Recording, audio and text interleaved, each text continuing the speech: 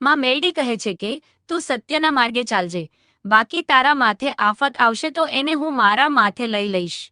જે માણસ કપટ છોડીને નિર્મળ મનથી માની શરણમાં જાય છે તેને કોઈનો ડર રહેતો નથી. બે હાર્યાનો સહારો. દુનિયામાં જ્યારે બધા દરવાજા બંધ થઈ જાય ત્યારે મેલડીનો દરવાજો ખુલે છે. જેનું કોઈ નથી એની હું મેલડી છું.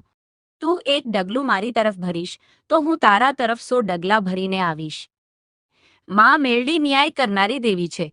તે કહે છે કે કોઈનું ખરાબ કરીને તમે મારું ગમે એટલું નૈવેદ્ય કરશો તો હું પ્રસન્ન નહીં થાઉં, પણ કોઈની આંતરડી ઠારશો તો હું વગર બોલાવ્યે આવીશ.